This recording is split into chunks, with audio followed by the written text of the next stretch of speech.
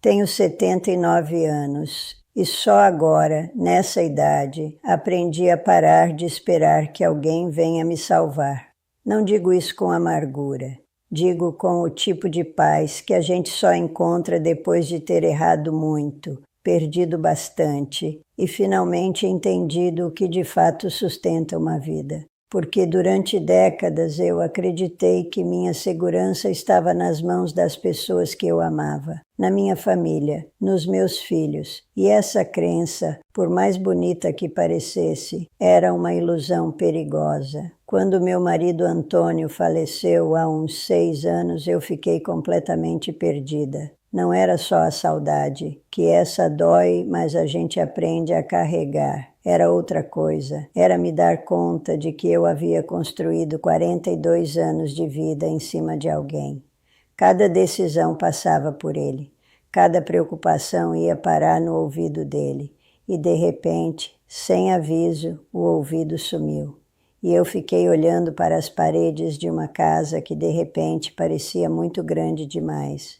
Liguei para minha filha Carminha no dia seguinte ao enterro, e no dia seguinte, e no seguinte. Ela atendia, claro, mas eu percebia no silêncio dela a vida acontecendo do outro lado. As crianças dela gritando ao fundo, o marido chamando, o trabalho mandando mensagem. E não era falta de amor, isso eu sei. Era só que ela tinha a própria vida, que é como deve ser. Mas eu não tinha mais a minha. E foi nessa hora, naquele vazio estranho de quem ficou, que eu comecei a aprender as únicas 5 coisas que de fato nunca me abandonam. Não são pessoas, são práticas, são hábitos, são escolhas que eu faço toda manhã quando acordo. Antes de qualquer coisa, antes de ligar para alguém ou esperar que alguém ligue para mim. A primeira coisa que aprendi foi sobre o meu corpo, e aprendi da pior forma possível. 2 meses depois que Antônio foi embora, eu praticamente parei de sair. Ficava sentada na poltrona da sala, lendo, assistindo televisão, esperando o dia passar. Dizia para mim mesma que era luto, e era, em parte, mas também era preguiça de existir, e o corpo cobrou. Comecei a sentir uma fraqueza nas pernas que eu nunca tinha sentido antes. Me levantava da cadeira e precisava segurar no braço dela, senão escorregava. Numa tarde na cozinha, escorreguei em nada. No nada, juro. Não tinha água no chão, não tinha tapete torto. Minha perna simplesmente não estava mais firme o suficiente para me sustentar. Caí batendo o joelho no chão e fiquei uns 10 minutos ali, sem forças nem de me levantar. Aquele chão de cozinha foi o maior susto da minha vida. Não a queda em si, mas o que ela significava. Significava que se eu continuasse assim, em breve alguém ia precisar vir me buscar, ia precisar me cuidar. E eu, que sempre fui a que cuidava, não estava pronta para virar fardo de ninguém. No dia seguinte, saí para caminhar. 10 minutos. Era tudo que eu conseguia, mas saí. E no outro dia, saí de novo. E foi aí que entendi o que significa de verdade manter o corpo em movimento. Não é vaidade, não é esporte. É declarar todos os dias que você ainda é capaz, que suas pernas ainda são suas, que você ainda controla para onde vai. Meu amigo Benedito, que tem 81 anos e caminha com bengala desde os 75, me disse uma vez uma coisa que não saiu mais da minha cabeça. Ele disse: o dia que eu parar de sair por conta própria é o dia que começo a esperar pela morte. Não é drama. É a mais pura verdade de quem entendeu o que a mobilidade representa quando você chega numa certa idade. Ela não é sobre velocidade, é sobre liberdade, é sobre poder ir ao mercado sem depender de ninguém, poder visitar o túmulo do marido numa terça-feira à tarde sem precisar pedir carona, poder existir de forma autônoma no mundo. E o corpo responde: isso eu posso garantir porque vivi. 15 minutos de movimento por dia, qualquer movimento, faz uma diferença que você só acredita quando sente. O joelho que doía começa a doer menos. O equilíbrio que estava sumindo começa a voltar. A confiança que a gente perde quando o corpo vacila, ela retorna aos poucos junto com cada passo. A segunda coisa que aprendi e que me custou anos de angústia desnecessária foi sobre dinheiro. Não sobre ter muito, sobre simplificar. Quando fiquei viúva, herdei uma confusão financeira que Antônio, querido que era, nunca tinha me explicado direito. Tinha conta em 3 bancos diferentes.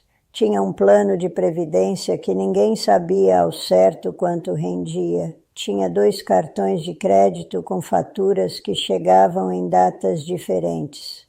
E tinha umas assinaturas automáticas que eu nem sabia que existiam, de serviços que ele contratou anos atrás e nunca cancelou. Eu ficava com o coração na garganta quando a correspondência chegava. Empilhava os envelopes em cima da mesa da cozinha durante dias antes de ter coragem de abrir. E quando abria, não entendia metade do que estava escrito. Então fechava de novo. E a pilha crescia. E a angústia crescia junto. Uma amizade minha vizinha Dalva, perdeu o marido 3 anos antes de mim e tinha passado pela mesma coisa. Ela me sentou do lado uma tarde e disse: "Você precisa de clareza, não de mais dinheiro." E me ajudou a sentar com um consultor financeiro simples, um rapaz jovem, mas paciente, que passou uma tarde inteira me explicando tudo em palavras que eu conseguia entender.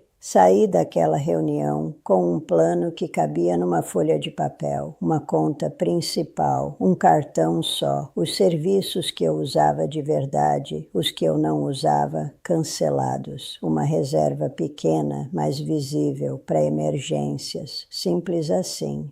E o que mudou não foi o valor na conta. O que mudou foi aquela sensação de aperto no peito que eu carregava sem nem perceber. Porque dinheiro complicado não é só problema financeiro. É uma fonte constante de medo silencioso que fica roendo por dentro, que atrapalha o sono, que deixa a mente ocupada com preocupação, quando deveria estar livre para sentir alegria. E quando você simplifica, quando você olha para a sua situação com clareza e diz: "Eu entendo o que tenho e o que gasto", aparece um tipo de serenidade que não tem preço, literalmente. Não estou dizendo que fiquei rica, estou dizendo que parei de ter medo de abrir a correspondência. E isso, nessa fase da vida, vale mais do que qualquer rendimento. A terceira coisa que aprendi foi a importância de ter uma rotina, e isso pode soar simples demais, mas não é. Depois que os filhos cresceram e foram embora, depois que me aposentei, depois que Antônio foi, eu fiquei sem âncoras. Os dias eram uma massa amorfa, acordava sem saber o que ia fazer, dormia sem sentir que tinha feito nada.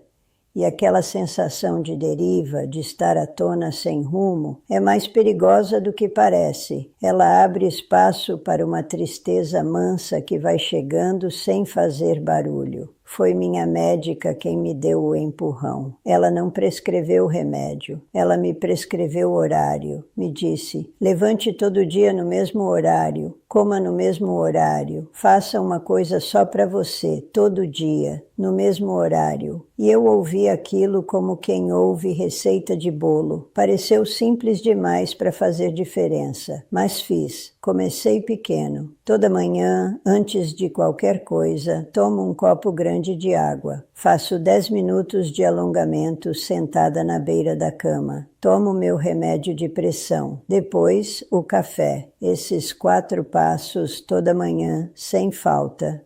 No começo parece mecânico, com o tempo vira algo diferente, vira o jeito que você diz para si mesmo: "Eu ainda estou aqui, eu ainda tenho valor suficiente para me cuidar." Porque é disso que se trata, no fundo.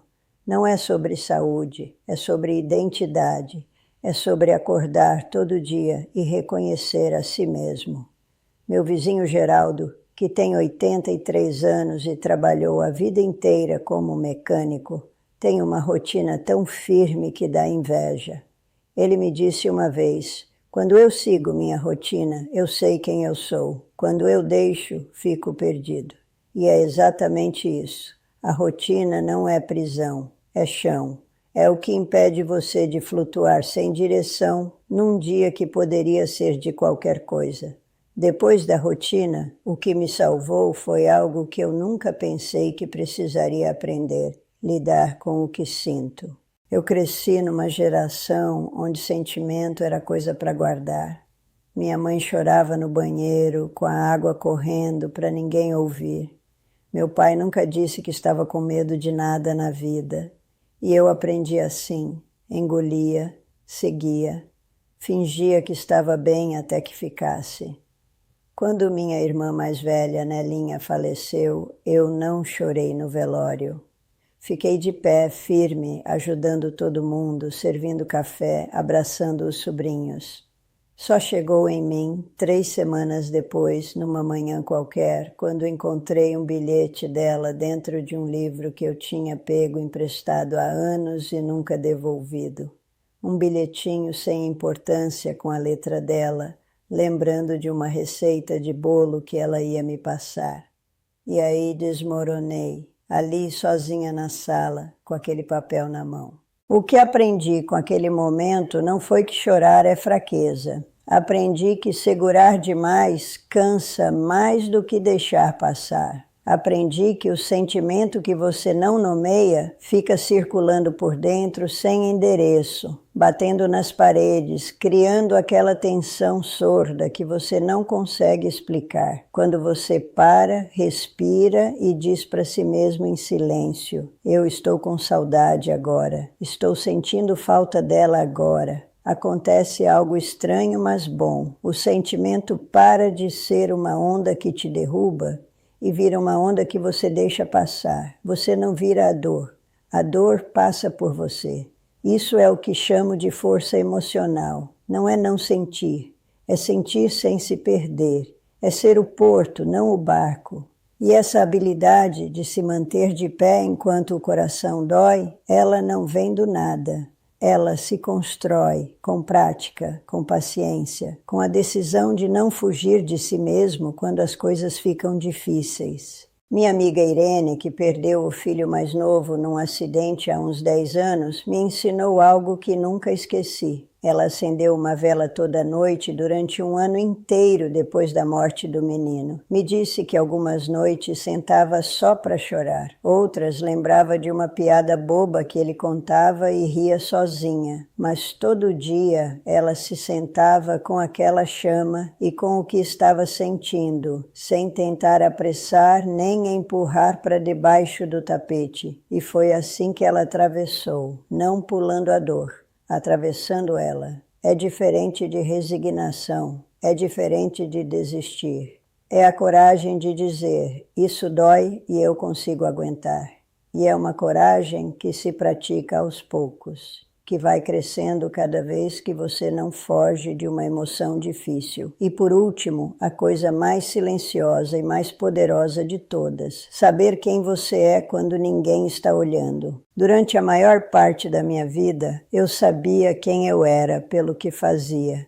Era mãe, era esposa, era professora, por 30 anos numa escola pública que ficava perto de casa. Cada papel desses me dava um contorno, um jeito de me situar no mundo. E enquanto os papéis estavam lá, eu sabia meu lugar. Mas a aposentadoria chegou. Os filhos foram para a própria vida. E Antônio foi. E de repente não tinha mais nenhum papel. Era só eu, sem roteiro, sem marcação de palco, sem saber o que dizer quando alguém perguntava: e você, o que faz? Fiquei meses com aquela sensação estranha de ser um barco sem bússola. Tomava decisões baseada no que achava que os outros esperavam de mim.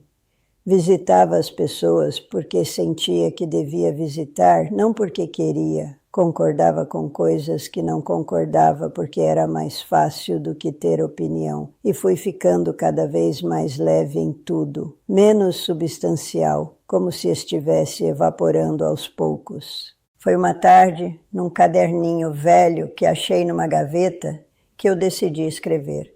não um diário, não planejamento, só uma lista.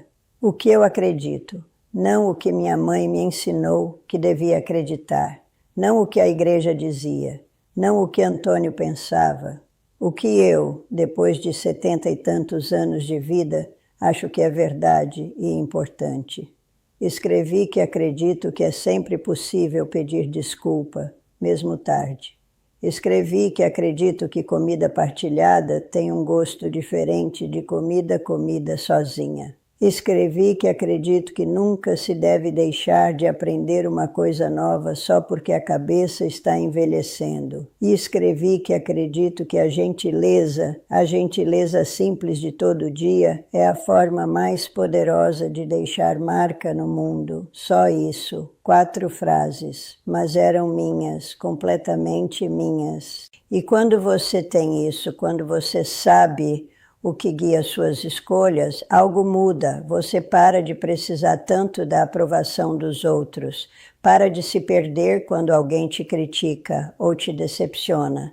Porque a sua bússola está dentro, não fora. E bússola interna não depende do vento, não depende do humor de ninguém. Não desaparece quando as pessoas vão embora. Conheço um senhor chamado Rubens, que tem 82 anos e mais elegância na postura do que qualquer jovem que já vi. Ele não é rico, não tem família grande, mas tem uma espécie de dignidade tranquila que faz qualquer sala ficar mais quieta quando ele entra. Um dia perguntei o que era aquilo. Ele disse: eu sei o que vale e o que não vale a pena. Então não fico perdendo tempo com o que não vale. Ele tem regras simples para viver, regras que estabeleceu ele mesmo ao longo dos anos, e elas guiam tudo. E essa clareza, essa certeza interior é o que te torna inabalável. Porque no final, o que a vida me ensinou nesses 79 anos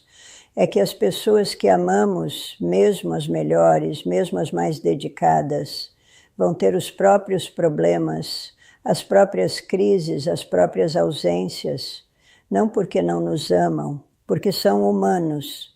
E esperar delas que sejam nossa âncora principal é colocar um peso que não é justo nem para elas nem para nós. A âncora somos nós mesmos.